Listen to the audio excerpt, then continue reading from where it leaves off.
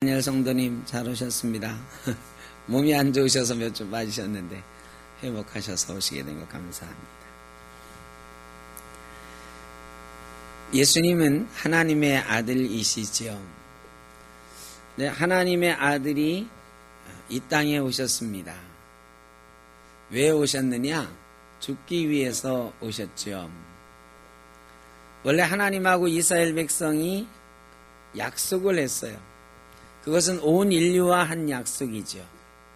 하나님의 명령을 잘 지키면 복을 받고 하나님의 명령을 잘 지키지 않으면 죽임을 당할 것이다. 벌을 받을 것이다.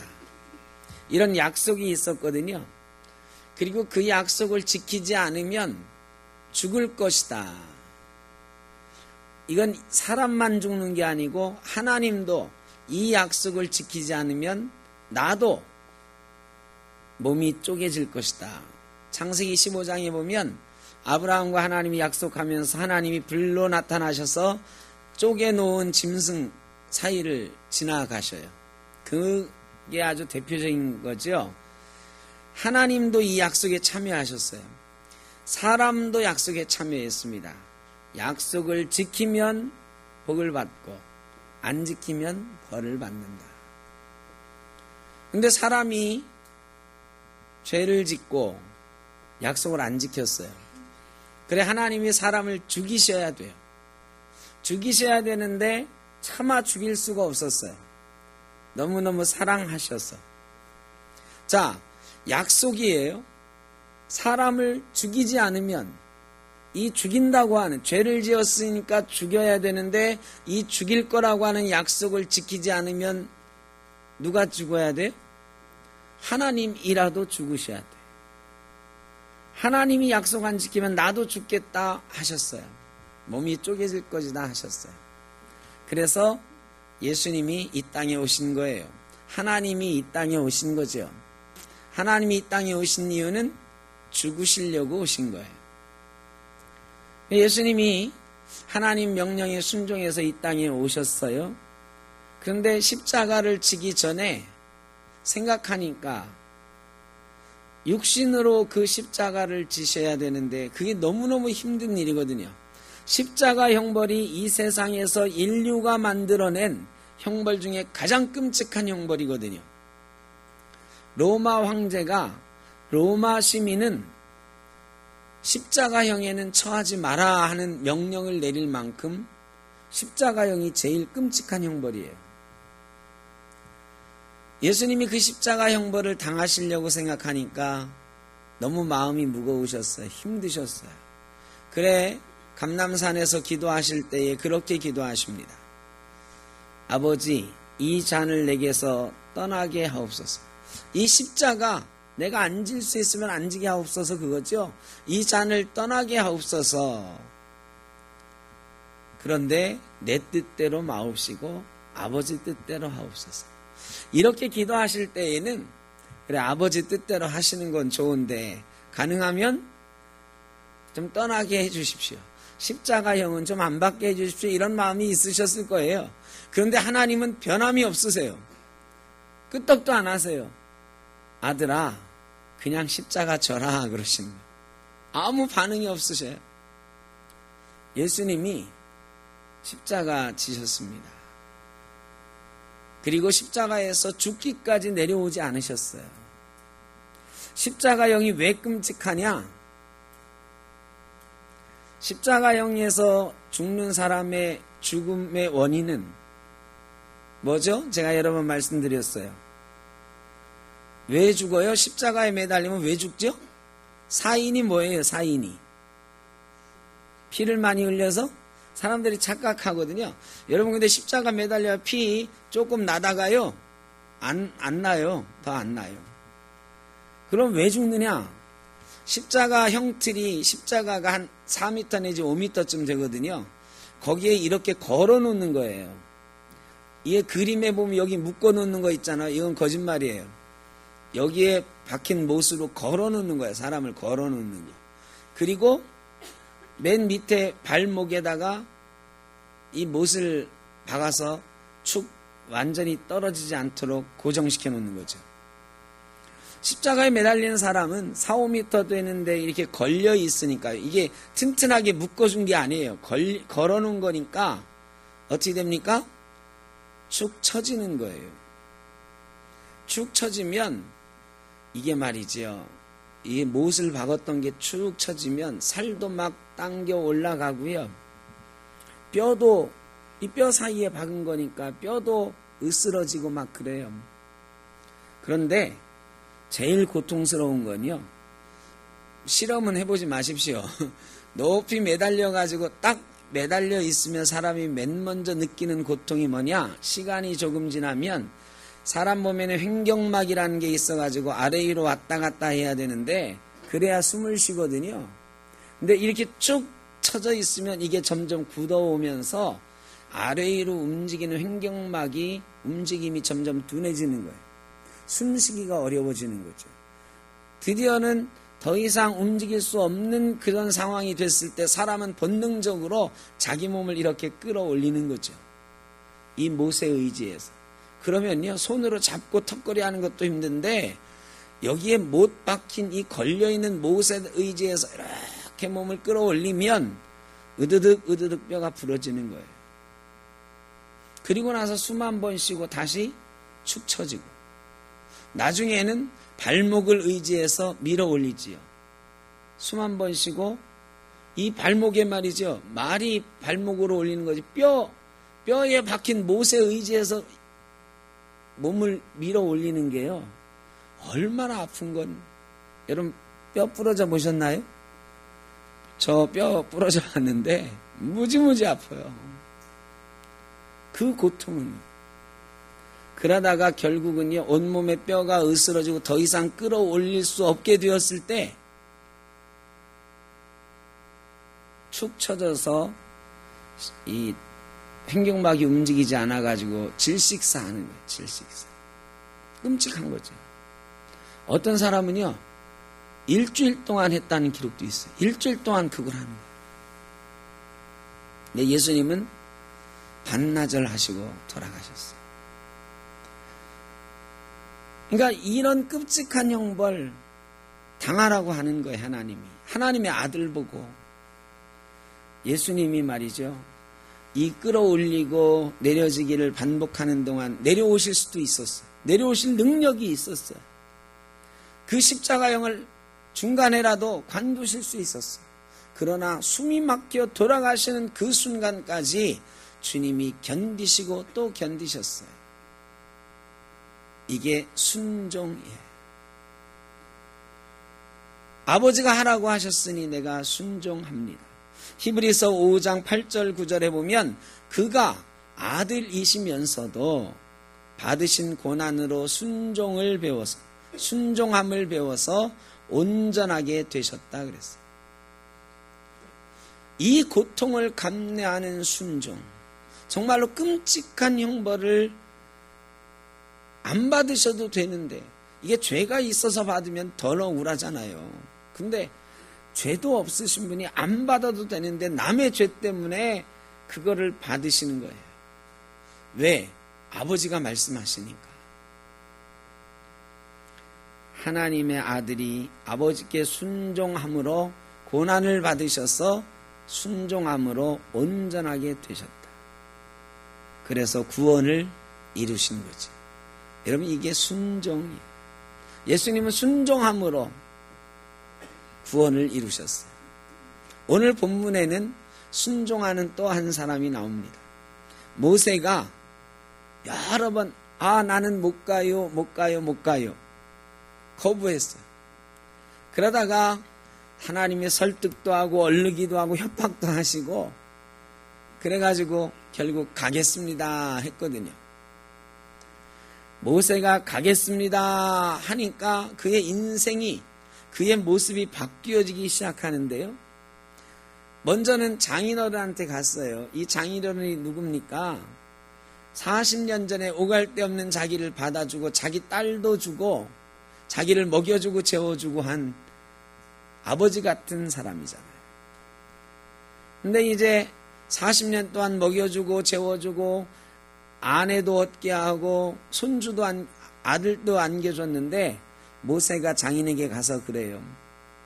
입은 차마 안 떨어지죠. 아버님, 제가 애굽으로 좀 갔다 오겠습니다. 40년 만에 뜬금없이. 애굽은 왜 갑자기? 모세가 말이죠, 당당하게 하나님이 내게 나타나셔서 내 백성을 구하라고 하셨습니다, 이렇게 말하지 않았어요. 말하지 않고 그렇게 말했다가는 자네 나이가 몇인가 철 좀 들게 이러든가, 아니 하나님이 쓸 사람이 없어서 그래 당신 같은 자네 같은 사람을 불렀단 말이야. 아무리 불렀어도 자네 아들들 내 손주는 못 데리고 가, 내 딸도 못 데리고 가, 이럴 거 아니에요. 그래 모세가 말이죠, 40년 동안 내가 가족 없이 살았는데 혹시 내 가족이 아직 살아있는지 가서 좀 보고 오고 싶습니다. 거짓말을 합니다. 어쩔 수 없는 거짓말이죠.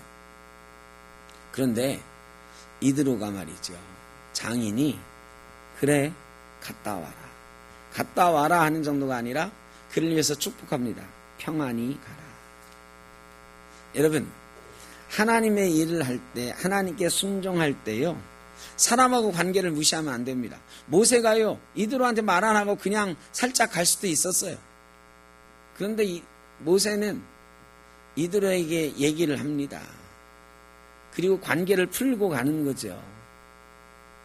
나중에 이드로가 출애굽한 이스라엘 백성들에게 와서 천부장 제도를 알려주고 어떻게 이 백성들을 다스리라고 알려주고요, 그 아들은 광야의 길에 가이드가 됩니다.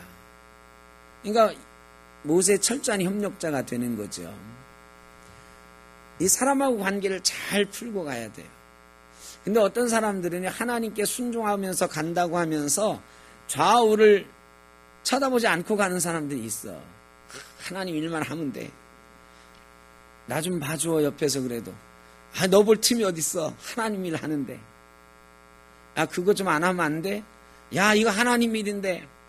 여러분, 주변 사정 고려하지 않고, 주변 관계 고려하지 않고 막 밀어붙이는 사람들이 있어요.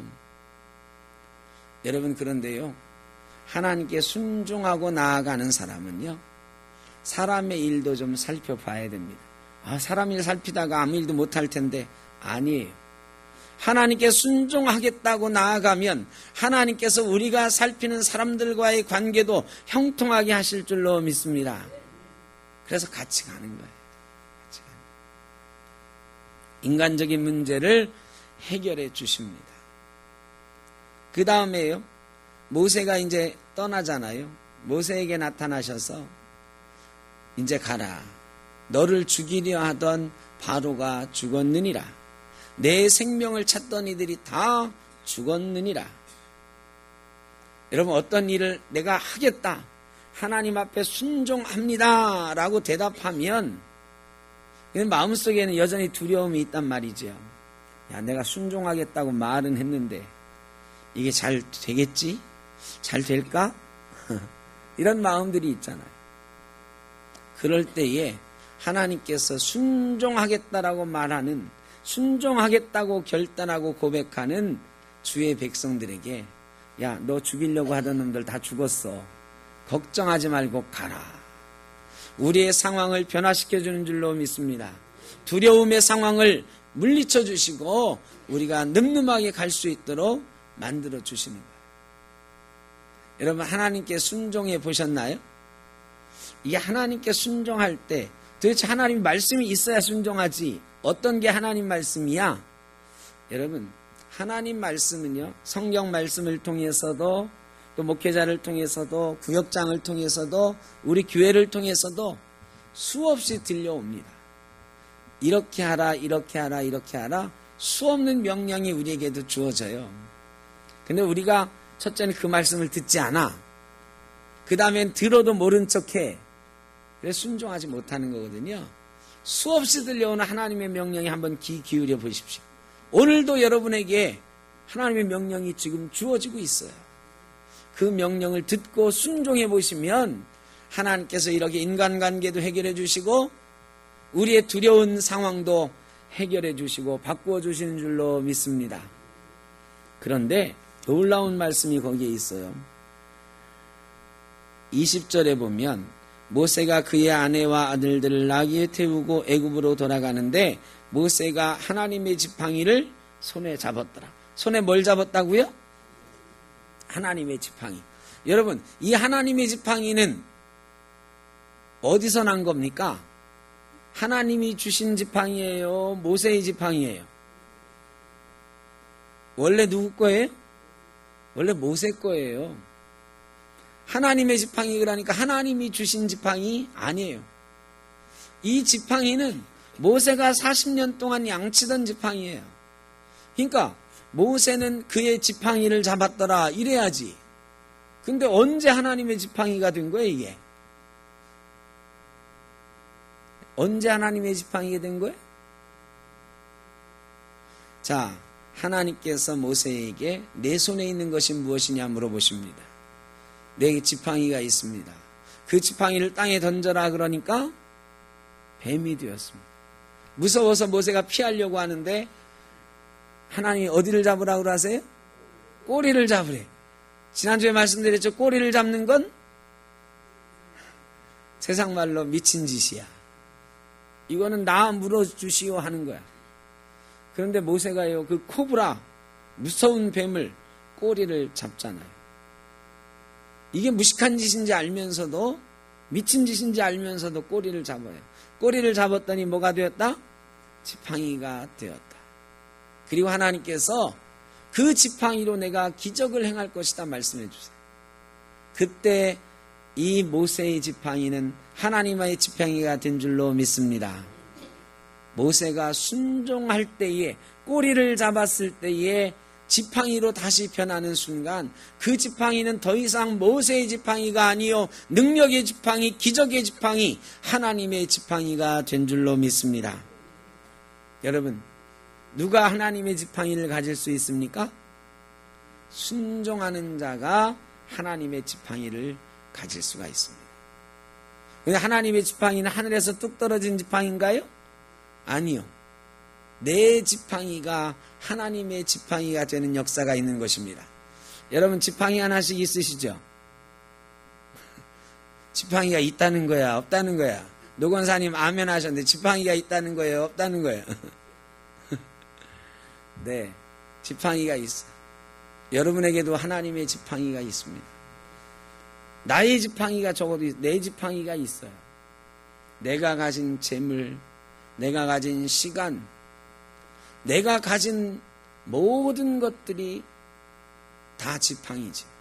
그런데 내가 가지고 있을 때는, 내 마음대로 쓸 때에는 아무 의미가 없어요. 아무런 힘이 없어요. 그런데 그것을 하나님께서 쓰실 수 있도록 내어놓는 순간, 순종하여 내어놓는 순간 그 지팡이가 하나님의 지팡이가 되는 줄로 믿습니다.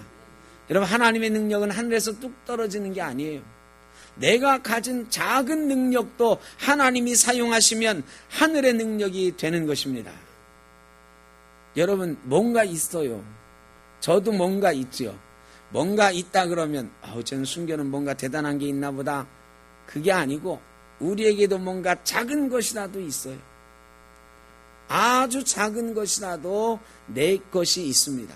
근데 내 것일 때는 보잘것없는 작은 것에 불과하지만 하나님 앞에 순종하고 나아갈 때에, 내가 하나님의 명령 앞에 순종하며 나아갈 때 그 작은 것을 들어서 하나님이 능력의 지팡이로 사용하는 것입니다.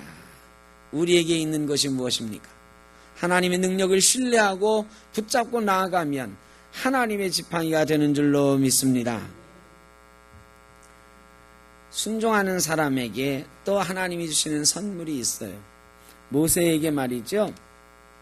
22절에 이제 바로의 마음이 완악해서 안 들어줄 거다 하시면서 22절에 너는 바로에게 이르기를 여호와의 말씀에 이스라엘은 내 아들 내 장자라. 내가 내게 이르기를 내 아들을 보내주어 나를 섬기게 하라 하여도 내가 보내주기를 거절하니 내가 내 아들 내 장자를 죽이리라 하셨다 하라 하시니라. 여러분, 하나님의 말씀이 모세의 입에서 막 쏟아져 나오게 하시는 거예요. 하나님의 메시지를 모세의 입에 주시는 거예요. 여러분, 하나님께서 우리를 보고 가라 하시는데 그냥 보내지 않으시고 말씀의 권능으로 보내시는 줄로 믿습니다. 저 여러분을 향해서 하나님이 어디론가 가라 하세요. 하나님의 말씀을 전하라 하세요. 하나님의 일을 감당해보라 하세요. 근데 우리가 그때 말하죠. 모세처럼 하나님, 나는 아무 말도 못하고, 나 같은 사람이 어떻게 교사를 하고 어떻게 전도를 하고 어떻게 하나님의 말씀을 전합니까? 이럴 수 있어요. 그런데 하나님께서 순종하겠다라고 우리가 아멘으로 응답하기만 하면 우리의 입에서 나오는 말씀이 하나님의 말씀 되게 하시는 줄로 믿습니다. 여러분, 얼마나 신나? 돌이 떡이 되라 그러면 돌이 떡이 돼. 오늘 바로의 장자가 죽을 것이다 그러니까 나중에 바로의 장자들이 어떻게 해요? 다 죽어. 바로의 장자가 죽고 애굽의 모든 장자들이 죽어요. 여러분, 내 입에 그런 권능의 말씀이 있으면 얼마나 신이 나겠습니까? 여러분, 세상이 여러분들이 하시는 말씀을 어떻게 좀 귀 기울여 주시나요? 여러분이 주변에다가 말씀하시면 그 권능의 말씀이 돼가지고 그 말씀에 힘이 좀 있으신가요? 우리 중에 별로 그렇게 힘 있는 사람이 없어. 하다못해 남편도 아내도 내 말이면 콧방귀 끼고 우리 자식들도 내 말 안 듣는데 세상이 내 말을 권위 있게 받아주겠어요? 그런데 하나님의 일 하겠다고 순종하며 나아가면 하나님의 말씀을 우리 입술에 붙여주셔서 우리 입술에서 나오는 말들이 하나님의 말씀의 권능을 갖게 되는 줄로 믿습니다. 신나는 일이잖아요. 내 말이 하나님의 말씀이 돼. 하나님의 말씀이 내 입에 있어서 뱉는 것마다 이루어지는 역사가 있다. 여러분, 그런 능력을 한번 소유해 보시길 바랍니다. 그 능력은 순종하는 자에게 주시는 선물인 줄로 믿습니다. 자, 이제 하나님이 모세가 이렇게 순종해서 가니까 선물 주시고 이제 이루실 일만 남았어요. 그래, 가다가 노숙을 하면서 천막 치고 잠을 자는데 하나님이 갑자기 나타나셔서 모세를 죽이려고 하는 거예요. 이게 말이 모세만 본 게 아니에요. 모세 아내도 같이 보았어요. 모세를 막 깨우는 거야. 이놈 일어나 봐라. 예, 하나님, 너 지금 어디 가느냐? 내가 하나님 명령 따라서 애국 가잖아요. 너 이놈, 그런데 왜 내 명령을 안 지켰느냐? 내가 명령 안 지킨 게 뭐 있는데요? 이놈 그래도 정신을 못 차리고 죽이려고 해. 하나님 도대체 뭡니까? 내가 하나님 말씀 듣고 지금 애굽으로 가고 있잖아요. 근데 왜 나를 죽이려고 하는 겁니까? 네가 내 말을 경홀히 여겨서, 내 말을 가볍게 여겨서 네 둘째 아들한테 할례를 행하지 않았지 않느냐? 아니, 지금 뜬금없이 할례 얘기가 왜 나오는 거야 도대체? 아니, 모세가 아들에게 할례 안 시킨 거, 이건 몇십 년 전 얘기예요. 모세가 미디안에서 40년 있었으니까 둘째 아들 낳았을 때는 벌써 한 30년은 됐을 거예요. 그러니까 아들들을 데려갔다 그러는데 이 아들들이 30살쯤 됐을 거라고요. 갓난쟁이 아들들이 아니고. 그러니까 옛적 일이야. 근데 하나님, 이제 와서 그 일을 들추십니까? 그게 그렇게 대단하다고. 여러분, 그런데요, 할례는 이스라엘 백성에 명령하신 하나님의 중요한 명령이에요. 창세기 17장에 보면 아브라함의 이름을 아브라함이로 바꿔줘요. 아브라함이 하나님께 순종했더니 그 이름을 아브라함이라고 바꿔줘요. 아브라함의 뜻은 열국의 아버지가 될 것이다. 이런 뜻이에요. 이거는 네가 내 백성이 되고 열국의 아버지가 될 것이다 라고 말씀해 주신 거예요. 그러면서 그 다음에 할례 행하라 나와요. 할례가 이 언약의 표징이다. 이스라엘 백성이 하나님 백성 되는, 아브라함의 후손이 하나님 백성 되는 표징이 바로 할례라는 거예요. 모세가 지금 이스라엘 백성 구원하러 가잖아요. 하나님의 명령을 순종해서 이스라엘 백성에게 나아가는데 이스라엘 백성이라고 하는 언약의 표징을 자기 아들에게 행하지 않고 가고 있는 거다. 하나님이 너 지금 출발한 마음의 자세가 틀렸다 이놈아. 네가 내 백성 구원하러 가면 네 아들들 먼저 내 백성 되게 해야지. 네 아들들 먼저 내 백성 된 언약의 표징을 하고 떠나야 되지 않겠느냐. 네가 아직 순종할 준비가 안 돼 있다. 입으로는 순종한다 하면서 네 주변을 철저하게 순종하는 자세로 바꿔놓지 못하고 있다. 완전한 순종을 원하고 계시는 것입니다. 예수님께서 십자가에 못 박히셨다가 그냥 내려오셨으면 어떻게 될까요? 여러분, 예수님이요, 십자가에 못 박히고 그냥 내려오지 않으시고 언제까지 순종하셨다? 죽기까지 순종하셨다. 완벽하게 순종하셨다. 하나님은 철저하고 완전한 순종을 원하시는 거예요. 여러분, 하나님의 일 한다고 해가지고 다른 일들은 좀 절차를 어겨도 괜찮은 것처럼 생각하는 사람이 많이 있어요. 우리가 하나님 일 하는데 이 절차가 조금 잘못됐어도 결과만 좋으면 하나님께 영광 돌리는 거지 뭐, 이렇게 생각하는 경우가 꽤 많이 있는데 잘못된 것입니다. 아주 잘못된 것입니다. 내일 모레 어떻게 될지는 모르겠습니다만 명성교회 800억의 비밀 뭐 이래가지고 MBC PD수첩에 방영이 될 예정인데, 명성교회에서 가처분 신청을 냈어요. 방송금지 가처분. 그래서 지난 5일날 심리가 열렸는데 심리 내용을 제가 이렇게 보니까 명성교회 장로님들이 우리 그 800억 가지고 좋은 일 많이 했습니다. 병원도 세우고 선교하고 좋은 일 너무너무 많이 했는데 오른손이 하는 일을 왼손이 모르게 하라고 해가지고 그 돈이 얼마가 있는지 안 알린 것뿐입니다. 이러듯. 하나님이 시키는 좋은 일을 했다고. 그래가지고 돈이 얼마 남았는지 교인들한테 알리지 않고 남은 돈을 다 쌓아두고 목사님이 선교하는 일에 쓰도록 했습니다. 이게 왜 비자금입니까? 이런. 좋은 일 했죠. 명성교회가 좋은 일 참 많이 했습니다. 선교하는 일 참 많이 했습니다. 제가 알고 있는 교회들도 명성교회 도움받은 교회들 많아요. 저 양평에 있는 어느 교회는 말이죠, 교회를 건축했는데 제가 잘 아는 형님이에요. 목사님이. 근데 건축하고 나서 작은 시골 교회가 빚이 한 몇 억 돼요. 그래 어찌어찌 해가지고 다 갚고 한 3억 얼마가 남았어. 근데 도저히 교회가 그 빚 때문에 헤어나올 길이 없어요. 그래 누가 김상환 목사님을 소개해 줬대요. 생전 모르는 분인데 그래 만나게 해줘서 만났더니 뭔 일이냐 그래서 이러저러 해서 빚이 있는데 어려워서 못하겠습니다. 김상환 목사님이요, 그 자리에서 3억 원 주시더래요. 그래 빚을 갚았어요.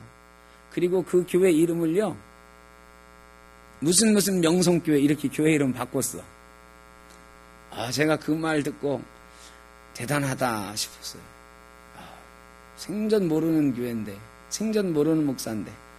근데 나중에 생각해 보니까 그게 다 어디서 나온 거냐? 교인들 모르는 비자금. 세상은 비자금이라고 하고 명성교회는 이월금이라고 하는. 여러분, 좋은 일 많이 했어요. 그런데 방법이 틀렸어요. 절차가 틀렸어요. 여러분, 어느 교회에서나 그런 일이 있을 수 있어요. 명성교회는 워낙 커서 사회적으로 드러났을 뿐인데 우리 교회도 그런 일이 있을 수 있어요. 우리 교회 작은 일, 제가 하는 일 중에도 그런 게 있을 수 있습니다. 아주 사소한 일, 티도 잘 안 나는 일에도 그런 일이 있을 수 있어요. 그런데 분명한 것은 하나님께서 말씀하시는 거예요. 모세가 애굽 백성을 구원하는 일보다 더 중요한 일이 그 아들에게 할례를 행하는 일이다. 아주 작은 일, 어떻게 보면 몇십 년 전의 일이고 몇십 년 동안 안 해도 괜찮았던 일인데 모세가 지금 큰 일을 하러 가고 있는데 그걸 가지고 트집 잡으십니까? 할 수도 있는 일이에요. 그런데 하나님이 트집 잡으시더라. 야, 큰 일 하려면 네 사소한 이 일부터, 물론 사소한 건 아니에요. 할례는 이 일부터 해결해라. 네 가정의 일부터 바로 잡고 이 절차를 바로 세우고 하나님 백성 된 다음에 가라 그러는 거죠. 여러분, 큰 하나님의 일 하는 것도 중요한데 작은 일에서부터 절차를 하나님 뜻에 맞게 해나가는 게 굉장히 중요한 일이다. 그래서 교회가 상식이 통하는 교회여야 되는 거야.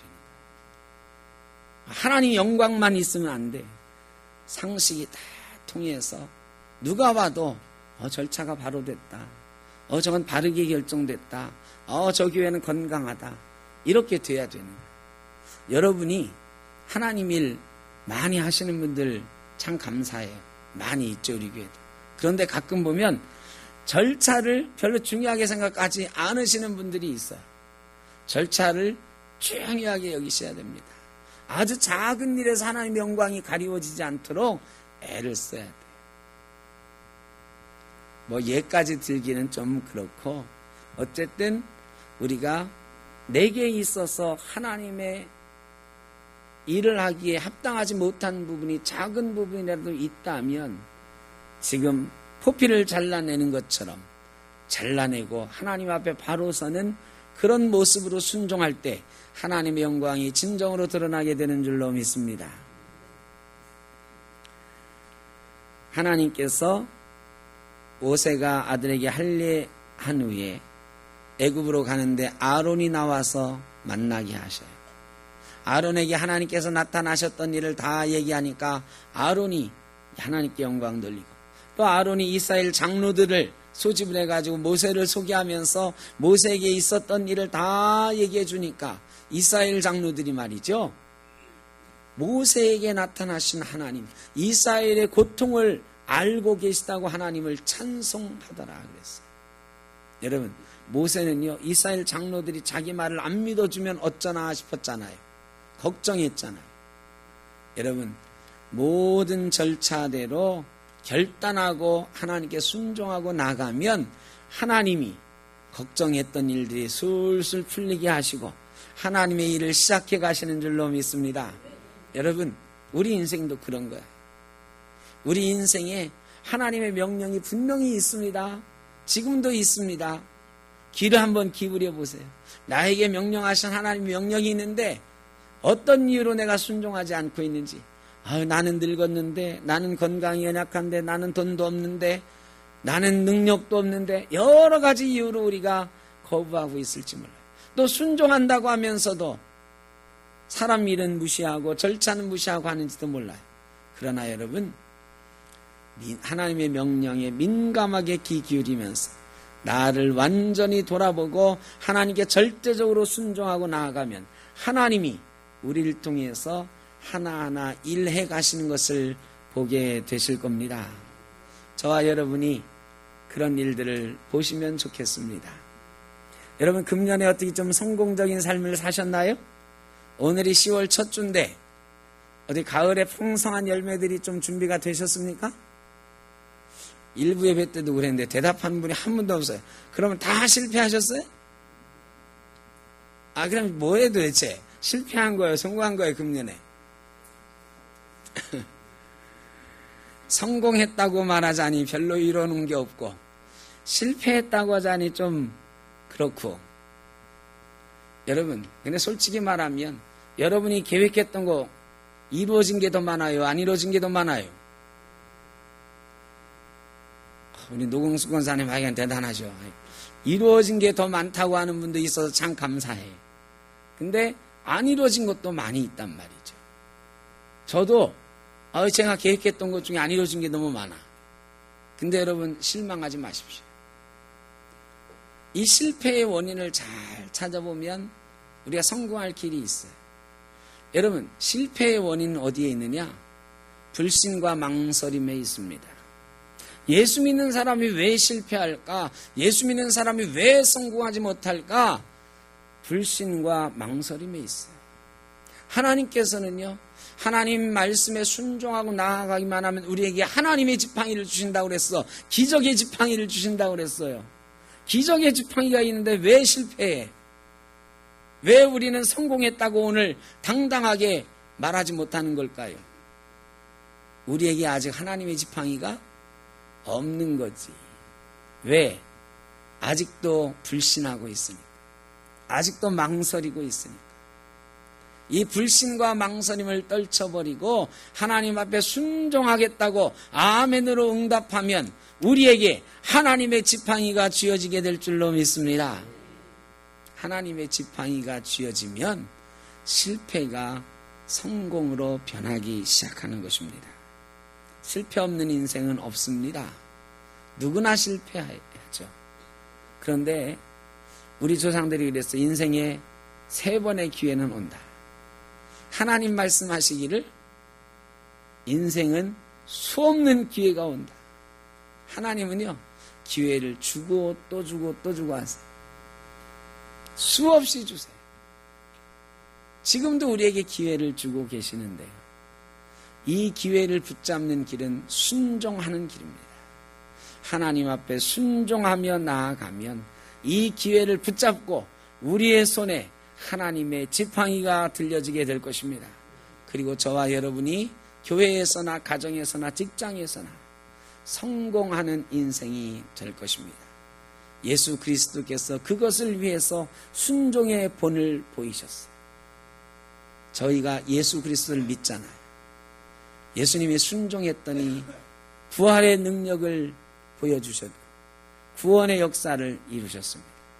우리도 지금은 십자가 지고 가고 있는 것 같을지 모르나 우리가 끝까지 순종하고 나아가면 우리 인생이 부활의 인생 되고 구원의 인생 되는 줄로 믿습니다. 저와 여러분이 하나님의 지팡이를 소유한 능력의 주인공으로 살아갈 수 있기를 주의 이름으로 축원합니다. 기도하겠습니다. 사랑의 아버지 하나님, 풍성한 열매를 기대하는 가을이 되었습니다. 그러나 내어놓을 것이 너무 부족하고 이렇게 금년에 거두었다 할 만한 것들이 별로 없습니다. 그래서 나는 그저 이렇게 또 한 해를 흘려보내는구나 자조하고 있을지 모르겠습니다. 그러나 아버지 하나님, 우리 인생 가운데 하나님 찾아오셔서 우리를 부르실 때에 우리가 응답하고 나아가기만 하면 우리 손에 하나님의 능력의 지팡이를 주시는 줄로 믿습니다.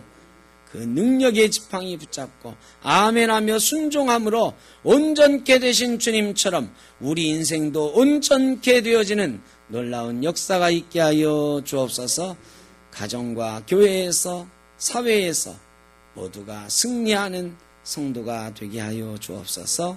예수님의 이름으로 기도하옵나이다. 아멘.